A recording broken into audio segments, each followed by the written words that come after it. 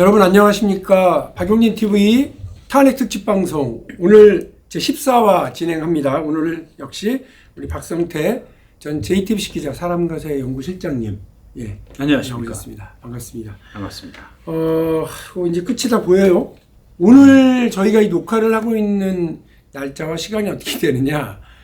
오늘이 25일 그러니까 헌재에서 윤석열 대통령의 탄핵 관련 변론 마지막 날이고요. 예. 오늘 본인이 직접 마지막. 피청구인 저 윤석열의 마지막 최후 진술 있는 날이죠. 그게 2시인데 저희가 지금 2시에 이제 시작을 했습니다. 뭔 내용을 할지 노래를 부를지 춤을 출지 뭐 대성 뚱곡을 할지 아무것도 모르는 채로 지금 하고 있고 원래 또 2시부터 바로 그냥 그 윤석열 대통령이 진행하는 줄 알았더니 앞에는 또 국회 쪽에 탄핵위원장 정청래 의원이 먼저 한다면서요? 뭐 증거조사 뭐 이런 것들 여러 가지 지금까지 나온 것들에 대한 얘기도 좀 있고 아마 저녁 때부터 양측의 최후 진술이 시작될 텐데 그래요? 국회 탄핵소추위원장인 정청래 법사위원장이 먼저 청구인의 자격으로서 그 정청래 의원도 거시기가 없다면서요? 그냥 뭐 끝장 토론, 없죠. 무제한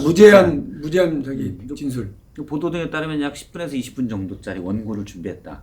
그렇게 말이 짧은 분이 아닌데. 14분 정도 하지 않을까 이거 말이 엄청 말하는 거 좋아하고. 예. 그리고 이제 대통령이 최후 진술로 쭉 하는데 대통령의 특성상 무작정 길어질 수도 있지만 그래도 물리적 한계로 뭐 한 50분은 넘지 않지 않겠느냐. 일단은 주말 사이 그리고 최후 진술할 글을 준비했다고 그래요. 네, 내용이 어떤 걸까요? 일단 본인 추측. 내 추측은 네. 내용에 대해서는 일단 다시 한번 아주 형식적으로 국민께 계엄에 대한 깜짝 놀랬죠? 라는 취지의 선고를 한번 하고 놀래켜 해서 미안하다. 그렇죠. 놀래켜 해서 자기가 미안하다. 잘못한 게 아니고 놀래켜서 놀래켜서. 서프라이즈 이게 미안하다라고 한번 하고 그 다음에 대통령으로서 본인이 왜 비상계엄을 선포받게 할 수밖에 없었는지 이걸 주구장창 길게 설명할 것 같아요. 그 윤석열 최후 진술에 예. 한겨레 신문은 다른 것보다도 승복을 약속해라. 나중에 딴소리 하지 마라. 그리고 이제 그게 국민에 대한 마지막 도리라고 얘기를 하고요. 또 중앙일보는 진솔한 사과 뜻을 밝혀라. 예. 그냥 서프라이즈 미안 이게 아니고 진솔한 사과 이걸 꼭 해라. 이런 거고요. 그 다음에 그동안 이렇게 국민을 분열시키는 그런 듯한 모습을 보여준 부분에 대해 대통령 책임이 있다. 이런 언급에 이제 사설을 냈고 동아일보가요. 그동안 뭐 동아일보가 탄핵 국면에서 그 반 윤석열의 상당히 맹활약을 했어요. 사실 윤석열 초기부터 그랬어요. 비판 강도가 좀 셌습니다. 김순덕 그 칼럼이라지. 논설부처가 아주 뭐 논설위원 자체가 그랬죠. 사과와 승복의 메시지를 직접 밝힌 마지막 기회다. 여기서도 우리 실망시키지 마라. 그럼 이제 사설에서 뭐라고 그랬느냐. 지지자들에게도 절제를 좀 당부해라라고 하는 조언도 하는 그런 분위기입니다. 근데 지금 우리 이제 박성태 실장님 생각으로는 서프라이즈 쏘리 이 정도 하고 그다음에 나는 당당했고 옳았어. 그렇죠. 그렇게 한다.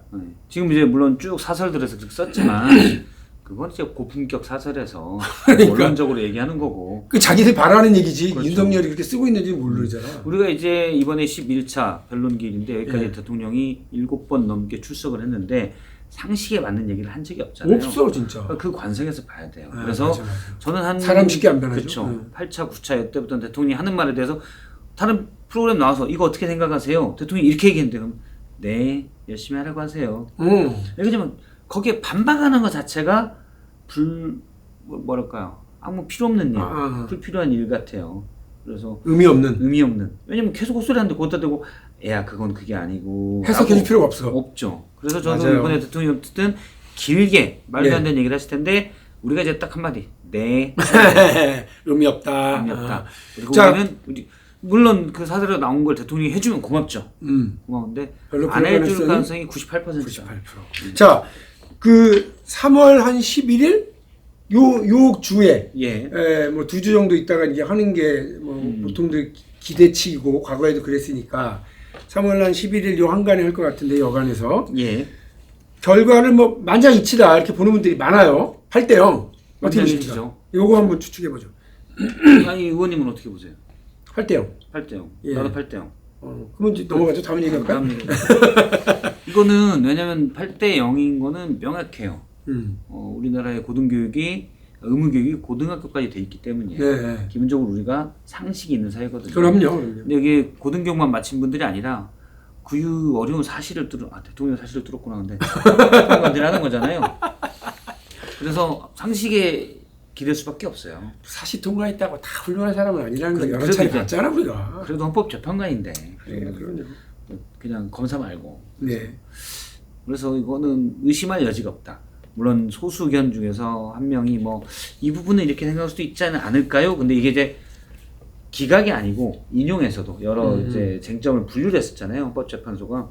그래서 포고령, 뭐 정치활동 금지에서 국회의원 체포, 부정선거, 선관위 난입 여러 가지로 분류를 했었는데 그 중에 일부분에 대해서는 다른 의견을 낼 수도 있는 가능성이 있지만 전체적으로는 무조건 인용이다. 그래요. 제가 사실 들으셨다고요? 어저께 아까 우리 쉴 때 잠깐 말씀 나눴지만 그 헌재의 국회 측 소추위원 변호인단 예. 국회 측 변호인단 중에 한 분하고 통화를 좀 해봤는데 그분은 이제 물론 당연히 이제 소추 쪽에 청구인의 입장에서 소추 청구인의 입장에서는 국회 측 입장에서는 이제 말씀을 하신 거죠. 대략 이렇습니다. 8대 0이다.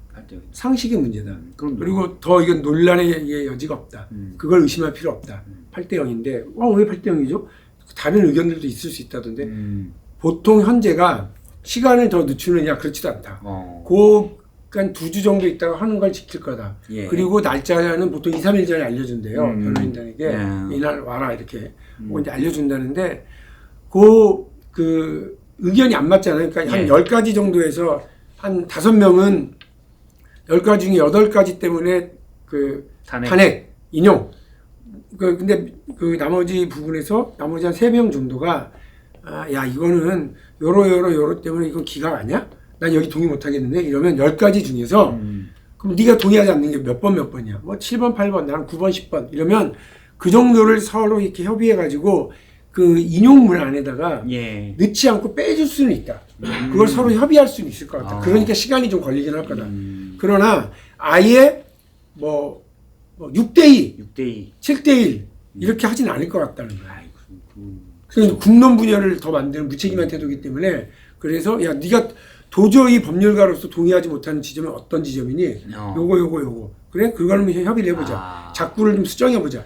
이럴 수는 있지만. 그러니까 이런 얘기는 비유하자면은 범인이 살인, 강도, 방화, 절도로 혐의가 있는데 이 사람한테 유죄를 때릴 때 절도 가지고는 약간 서로 간에 한 명이 합의부에서 재판부 판사 3명 보는데 절도가 얘가 명확히 절도는 안 한 거 아니야? 그래 뭐 살인으로 처벌하면 되는데 뭐. 그래 그러면 이 절도는 빼자. 뭐 이런 말씀이시네요. 그럴 수 있다. 그럴 수 있다. 그래도 이미 살인, 강도, 방화가 있어서 유죄는 확실히. 그렇습니다. 그러니까 이제 뭐 이미 확고 부동, 명약 관화한 그 범죄 행위, 그러니까 위헌적인 행위들이 많이 있기 때문에 미주알 고주알 뭐 다른 거에서 따질 필요 없다. 이 메모 이거 누가 쓴 거예요? 왼손으로 썼어, 오른손으로 썼어? 이런 거 별로 의미 없는 논쟁과 뭐 관심사였기 때문에 그런 걸 좀 피해가더라도 할 수는 있을 거다. 그리고 이게 중간중간에 평의를 계속 열었대요.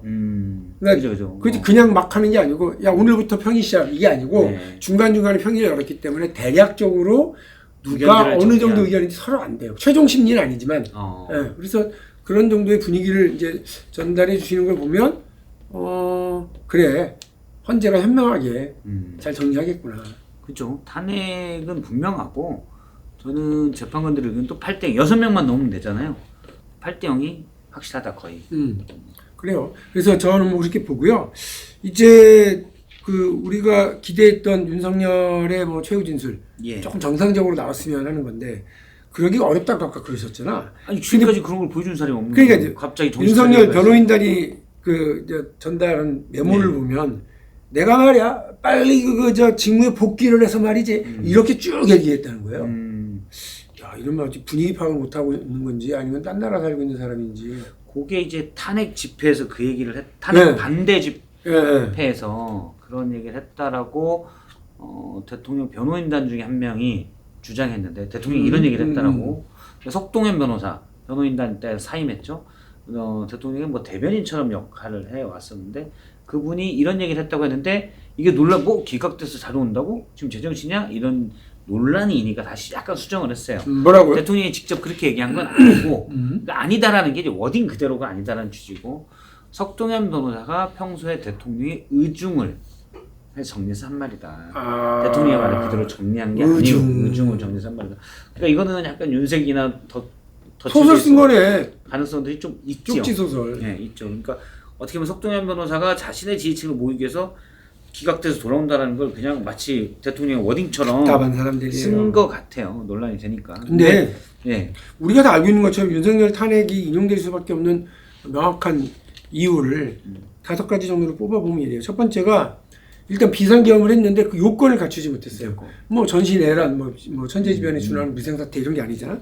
두 번째, 국회의 권한을 확 제한하는 포고령 자체가 또 헌법 위반이라고 하는 거. 이건 뭐 모두가 다 눈에 계엄을 선포해도 정치, 국회를 막을 수는 없거든요. 네, 그게 이제 입법권 치면 안 됩니다. 맞습니다. 세 번째로 의원을 끌어내라고 하는 지시 있었냐 없었냐 그러는데 여러 군데에서 교차 확인이 된 거예요. 네 번째로 정치인 체포 지시 정황 증거도 많다. 그러니까 홍장호 차장 이외에도 그런 지시를 받은 사람들이 여럿이라는 거죠. 조지호 경찰청장이 역시 여인영 사령관한테 그런 지시를 받았고, 그리고 이제 방첩사의 직원, 방첩사 그 수사 대령이 얘기를 했었는데 본인들도 체포조를 꾸렸어요. 따로. 그러니까 조지호, 그 다음에 홍장원에게 물어본 건 이들에 대한 위치 추적이고. 위치 추적 가서 뭐 하려고 하냐? 49명으로 5명씩 1조씩 꾸려가지고 체포하러 가! 출발을 했습니다. 1, 2조가. 1조, 이재명 대표 잡아. 2조, 우원식 잡아. 3조, 한동훈 출발해. 5명이 한 차로. 구체적인 정황들이 있습니다. 또 어디 있는지 모르잖아요. 그 위치 추적을 조지호 경찰청장, 홍장원 국정원 1차장에 해달라고 전화를 했던 거죠. 야, 이게 정치인 체포 지시 정황 실행이 됐던 거죠, 이거. 그리고 이제 5번째의 뭐 사유는 선거관리위원회. 선거관리위원회 헌법기관이에요. 거기에 무슨 압수수색을 진이들 마음대로 가서 그걸 조사하고 또 여기 뭐 군인들 투입했다고 하는 자체도 엄청난 위법 사항이기 때문에 예. 아마 어려울 거다. 저도 그렇게 어려울 거다. 탄핵 인용 자체가 8대 0이라고 하는 게 기본적인 의견이라고 하는 점을 다시 말씀드리니까요. 너무 걱정하지 마시고 오늘 뭐 최욱진 선생님 뭐라고 떠들든 간에 내 신문에서만 시끄러울 뿐이지 속 시끄러워하지 마시라. 그 말씀드립니다. 저는 윤석열 대통령의 얘기가 많이 다뤄져요. 그러니까 지금 뭐 사실은 거의 3달 가까이 뉴스의 중심에 있었잖아요. 계엄 선포부터 그다음에 탄핵소추 그리고 헌법재판소까지. 내일이 마지막이에요. 내일만 들으면 이제 더 이상 내일 그러니까 오늘 밤에 한 얘기로 내일 우리가 이게 방송에 나가는 날 기준으로 오늘 오전까지만 좀 내오고 그다음 별겼다. 그래요. 예. 여러분 뭐 마음 편하게 일단 헌재 합리적이고 최종적인 판단 기다리시면 될 것 같고요. 대통령이 아마 구치소에서 깝깝해가지고 지금까지 헌재를 계속 나갔잖아요. 이제 나중에 이제 재판을 가야 되는데 자주 열자고 그럴까 그러면? 깝깝하고 있다고 나가봐야 되는데 재판 나가야겠다. 그럴 가능성이 있다고 봅니다. 자, 봄도 되잖아요 이제. 이 와중에 그 남편인 윤석열 대통령 때문에 약간 좀 가려진 사람 김건희. 예. 김건희 여사 얘기가 있는데 요즘 그 김건희 여사 관련해서 몇 가지 얘기 중에 일단 알았을까 몰랐을까 계엄하려고 그러는 걸. 알았을 거다라고 하는 얘기들이 많아요. 저는 사실 몰랐을 가능성이 좀 있다고 봐요. 몰랐다. 소수설이야. 이게 어떻게 생각하세요? 왜냐면 여사의 스타일이 누구를 윽박질러서 누르는 스타일이 아니에요. 아니라고? 아니에요. 왜냐면 거기는 사실은 코바나 컨텐츠를 하면서 살살 꼬셔서 취하는 스타일이야. 그래서 계엄은 원래 스타일이 안 맞아요. 그러니까 거래를 하고. 오히려 설득력 있지 갑자기? 여사 스타일은 사실은 여사가 계속 영업을 해온 거거든. 그렇잖아요. 여사는 영업을 해왔어요. 그렇죠. 그래서 사실은 여사가 강압적으로 툭툭 자기 이것 좀 해봐. 이것도 이제 남편한테, 윤 대통령한테 그런 거고 대부분은 살살, 그러니까 거기에 선은 없죠. 상식이나 룰 같은 건 없는 건데 꼬셔서 영업을 했기 때문에 여사 스타일의 룰을 찍는 계엄은 스타일이 아니다. 저는 그렇게 생각을 해요. 그리고 정무적 감각이 조금만 있어도 계엄은 이거는 자살폭탄이에요. 이거를 할 거라고는 상상하기 쉽지 않죠. 그래서 여사가 낌새 같은 건 혹시 모르겠지만 계엄을 자꾸 요구하거나 그러진 않을 것 같아요. 이상민 장관이 검찰 진술 조사에 한 말이 있습니다. 대통령이 12월 3일 날 본인 이제 집무실 조그만한데 옆에서 국무위원들 막 오라고 그래놓고 갔을 때 와 이거 우리 와이프도 몰라 알면 아마 화냈을 거야 이런 얘기를 대통령이 12월 3일 날 했다는 얘기가 있는데 전 그게 맞을 가능성이 높다고 봐요. 뭐 여러 가지 뭐 정황상 알지 않았겠느냐 이런 얘기인데 일단 뭐 그 12월 3일 이전에 윤석열이 여러 자리에서 비상계엄 얘기를 여러 차례 반복적으로 했고 그러면 이제 그걸 뭐 부인이 저걸 진짜 할까 이런 생각을 했었어도 분위기는 낌새는 채지 않았겠느냐 그거 하나고 밥 먹다가 오빠 그 국감 때 계엄 얘기가 많이 나왔었잖아요. 민주당 의원들 10월에 많이 지적했었잖아요. 하는 거 아니야 중앙파들이니까 오빠 진짜 계엄 하려고 그래? 아니면 내가 무슨 계엄이야 그치? 하다가 엿된다 그런 정도 있었을 가능성이 있을 것 같아요. 오케이 그 말리는 쪽으로 제가 이제 오빠 흉내를 더 잘 낼 수 있는데 좀 그래 SNL도 아니고 그렇게까지 하는 거는 우리가 품격 있죠. 침쳤어. 너무 좋아하는데 품격은 나만 없고 아니 뭐 혼자 좋아하고 김건희 원래 그 대통령 영부인에게 비화폰이 지급이 돼요? 그건 제가 모르겠어요. 근데 비화폰이 실제 지급이 됐다고 그래요. 문재인 정부 때 지급이 됐는지는 제가 확인을 못했는데 근데 왜 그걸 지급을 했는데 계속 명태균이라고는 내가 비화폰이지 저기는 비화폰이 아니구나. 그래도 이건 안 뜨는데 사실은 그때 11월 기자회견할 때 얘기를 했잖아요. 그냥 옛날 폰 그대로 썼다. 그러니까 대통령 내외가 국가 정상으로서의 그런 부분들은 없었던 것 같아요. 그러니까 격식이 없죠. 격식도 없고 정신도 없고. 이걸 아주 좋게 보면 털털한 건데 이분들은 털털했다기보다는 격식이 좀 없는. 그래서 사실은 미국의 첩보당국에서도 대통령 일반 폰 다 도청하는데 그냥 그걸로 막 전화하잖아요. 여서도 막 전화하고. 그러니까 논란이 되니까 에이씨 귀찮은데 그러면서 다른 폰을 쓰고 그랬을 것 같아요. 그래요. 이런 김건희 여사가 아시는 것처럼 국정농단에도 개입을 했는데 특히나 명태균 씨 이제 검찰 진술 내용이나 이런 걸 이제 보면 재미난 게 하나요. 예. 재미난 게. 그래서 인생은 모른다. 역사는 사실 우연히 결정한다. 네. 재미나게 제가 들은 얘기인데 네. 확인은 안 됐습니다. 확인은 안 돼서 들은 얘기예요. 근데 신빙성이 있어요. 네. 한덕수 총리가 계엄을 막으려고 노력했을 거 아니에요. 어쨌든 네. 기름장거지만 어쨌든 네. 막으려고 노력했을 텐데 대통령이 막 이건 내가 대통령 국가원수로 내가 오랫동안 고민하다 결정한 거야. 이건 나의 판단이야.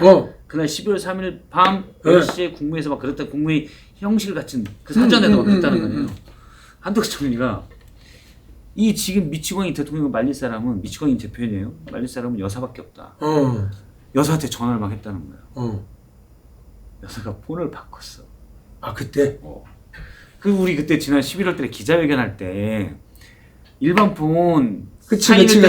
바꾼다고 그랬댔잖아요. 그 통화가 안 됐다는 거예요. 그러니까 한덕수 총리는 이걸 말릴 사람은 저는 왜 정진석 실장도 이걸 못 말렸는데 대통령이 워낙 막 강하게 나가니까 정진석 실장도 못 말렸다는 거잖아요. 그러니까 그쪽에서는 여사가 말릴 수 있다. 근데 한덕수 총리는 그 생각을 했다는 거예요.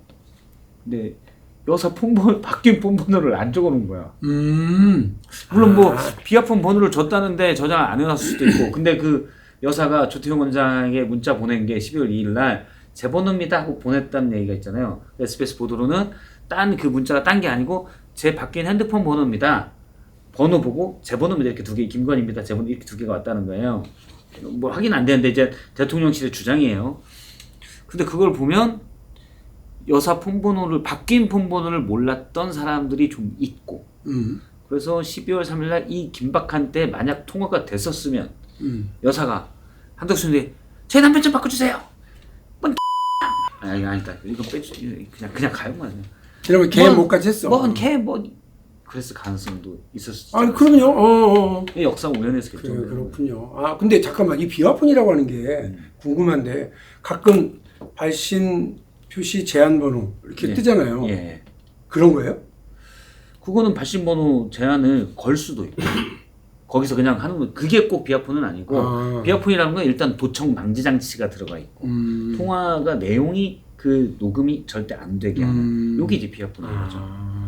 그러니까 통신회사 단말기회사에서도 예전에 단말기회사 사장이 그런 얘기를 하더라고요. 사장은 아니고 또 임원이 그 예전 청와대에서 비화폰 갑자기 요구가 왔더라는 거예요. 그러면 특별히 여기에는 도청을 방치하는 장치가 들어간다고. 근데 그냥 그 정도? 생긴 건 똑같이 생겼어요.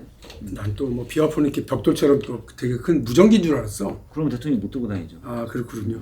아니 대통령이 뭐 옆에 사람 시켜서 들고 다녀도 되지 뭐. 그렇구나. 아이고 쓸데없는 얘기 내가 말 얘기했다. 예, 근데 이제 한 가지만 더 마지막 확인할 거. 김건희 여사가 비와폰을 가지고 있던가 말든가. 네. 어쨌든 명태균하고의 관계에서 김영선 장관, 예. 전 장관, 전 의원에게 장관직을 김영선에게 저 장관직을 제안하고 이랬다는 거 아니에요? 그럼 자기가 뭔데 장관직을 제안해? 근데 그런 얘기를 제가 많이 들었어요. 음. 그러니까 명태균 씨가 공개한 내용이죠. 아니, 네. 주장한 내용이죠. 여사와 김영선 전 의원이 저기 공천 때 국회 지난 공천 때 24년 2월에 통화를 하면서 네. 여사가 김상민 검사를 창원도청에 그치. 넣어줘라. 예, 예. 명태균 씨한테 얘기하고 그쵸. 또 그 자리를 밀려고 하니 거기에 있는 김영선 의원을 빼야 되는데 여사 입장에서 또 내가 시켜줬는데 이제 그만 나가라고 아마 그런 맥락이겠죠. 너 이제 빠지고 지금은 이제 김상민 검사가 가야 돼. 뭐 이런 맥락이었는데 뭐 김영선이 당연히 반발하죠. 지금 나를 빼고 어디 햇병아리 김상민을 넣는다고? 그러니까 너는 내가 장관이나 공기업서 지켜줄게. 이렇게 얘기를 했다고 여사가 김영선 의원에게. 그러니까 이제 중요한 그걸 건 명태균 씨가 주장한 거예요. 본인의 의사를 전달하는 것까지 뭐라고 그랬어요. 근데 그거에 그렇죠. 장관직을 지내 뭐 저기 개인 소유물도 아니고 주내 만에 그것도 그럴 자격도 없는 사람이 이 얘기하는 것 자체가 이제 문제잖아요. 근데 저는 개연성이 충분하다. 실제 지금 여사가 뭐 V0, 실제로 V0였다라는 말이 있잖아요. 그렇죠. 근데 그게 막 초반에는 저도 설마 그랬겠어라고 했는데 여러 들리는 얘기 또 제가 들어본 정황들에 따르면 V0가 맞다. 이번 쿠데타도 김건희 보호용 쿠데타라고 하는 얘기가 파다할 정도였어요. 초반부터. 그럴 정도로 대통령이 공인의식은 거의 없고 또 김건희 여사에 의해서 조정되거나 장악되거나 이런 게 좀 과하고 본인도 그냥 자기 존재감만 드러낸 게 아니라 이렇게 본인이 권한이 아닌 국가 권력에 개입하는 국정농단에 개입하는 이런 상황이 벌어지고 있었다는 얘기고요. 여사가 대통령이 그리고 본인이 정부 감각이 떨어지는 건 아는 것 같아요. 그 부분은 여사가 낫다. 그러니까 대통령은 단순 무식한 느낌이 강하잖아요. 저는 디지털로 표현을 해요. 0과 1밖에 없다. 근데 보통 우리가 지금의 뭐 AI나 아주 GPU 칩 같은 거는 이 0과 1이 엄청나게 많아서 아날로그 인간보다 뛰어난 AI를 표현하는 건데 이분은 그냥 0과 1 딱 하나다. 이진법의 1승. 그게 이제 문제가 되는 건데 그렇기 때문에 복잡한 문제에 대해서는 본인이 생각할 땐 전문 감각이 있는 여사한테 의존했던 것 같아요. 아니 근데 그 의존 자체 여보 나 좀 도와줘 이 정도가 아니라 자기 맘대로 여기저기 전화해가지고 자리를 그렇죠. 다른 데서도 제가 그 장관직을 직접 김건희로부터 제안받은 사람 얘기를 직접 들었어요. 와, 이게 한두 군데에서 벌어진 저도 일이 간접적으로 아니에요. 들었는데 네, 진짜 문제가 많아요. 다른 사람일 거야. 심각한 문제라고 보고 이런 것들을 안 되는 거죠. 확인하기 위해서 김건희 특검이 다시 국회 상설특검으로 제안이 되어 있는 상태입니다. 네. 이번에는 반드시 좀 통과가 돼서 김건희 여사를 둘러싼 여러 국정농단 의혹 확실하게 좀 밝혀지길 기대하고요. 오늘 윤석열 대통령 품격 있는 방송이어서 품격 있는 언론인데 피디님 아까 그 개 땡땡 그거 이제 삐 처리로 이렇게 하고 아니라 빨간띠로 처리할 수 있으니까. 알아듣지 못하게 네. 개 땡땡 그건 나 마지막 마무리하고 이 하고 나서 아니, 그래서요. 하여간 오늘 윤석열 대통령의 최후 진술이 어떻게 나올지 지켜보시면서 이제 여러분 이제 방송 보실 때는 이런 소리를 했구나 개 땡땡 정도의 소리를 했을 수도 있겠구나 하는 생각을 가지면서 오늘 우리 박성태 실장님과 함께 탄핵 특집 방송 제 14화 첫 번째 이야기를 마치고요. 저희는 내일 5시 다시 찾아뵙겠습니다.